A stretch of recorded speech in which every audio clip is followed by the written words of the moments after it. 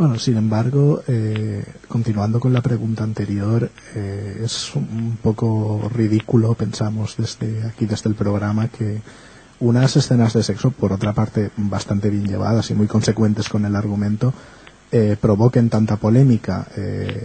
Ha habido una cierta tendencia a la censura dentro de la selección de recomendaciones de cine en España, y nos gustaría saber qué piensas al respecto. Bueno, yo creo que somos un país católico y bueno, el apellido Gil de Viedma hoy todavía representa algo, ¿no? Es un apellido identificado, ¿no? Con una burguesía, y además es un tótem cultural, y aunque el poeta dejó bien claro cómo quería contarse a sí mismo cuando publicó el diario del 56, aunque fuera a título póstumo, porque antes no pudo hacerlo debido a esa especie de censura que él mismo se puso por lealtad a su linaje, ¿no? Pero él quiso contarse finalmente también desde esa condición transgresora de su sexualidad, dejando ese diario para su publicación póstuma.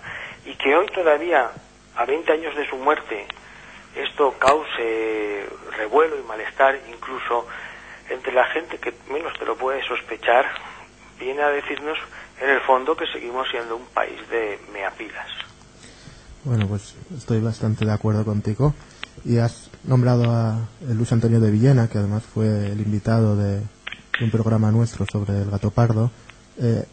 Se nombra bastante a los novísimos, ¿no? Y a la relación que tuvo Gil de Viedma y su generación con la que sería posterior, que son los novísimos o venecianos. ¿Cómo la has vivido en la película y cómo la has vivido tú, no?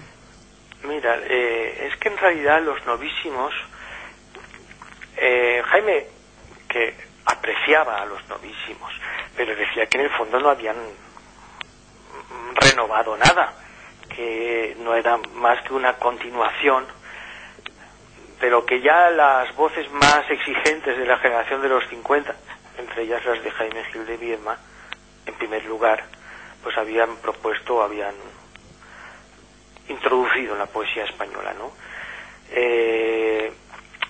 Yo, con Luis Antonio de Villena, que es un hombre muy inteligente y es un gran poeta también,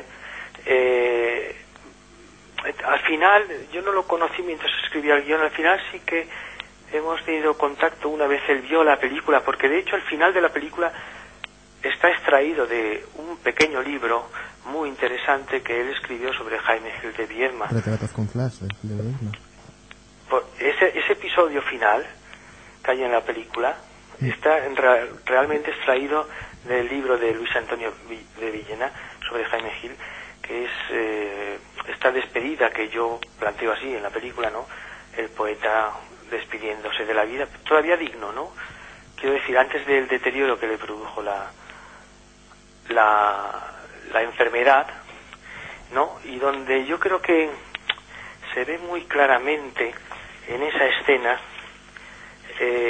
no sé, lo que es el final de la reflexión de la obra de Jaime Gil de Viedma, ¿no? Que en el fondo queda el agotamiento del tiempo personal y el insignificante testimonio de que hemos vivido.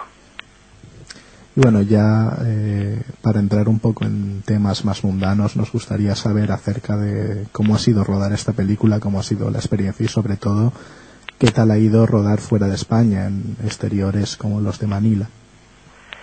Mira, hacer esta película ha sido un profundo placer, a pesar de las dificultades que presentaba sobre el papel, por tratarse de una memoria todavía muy reciente, muy viva, por ser 70 decorados, 70 personajes, pero dada la identificación profunda con la obra del poeta, yo me tiré a la piscina con una gran inconsciencia, que creo que es la única manera de hacer una película así, sin concesiones, sin mirar atrás, sin mirar a los lados, simplemente por saldar la deuda que uno contrae con algo que ha leído y le ha marcado.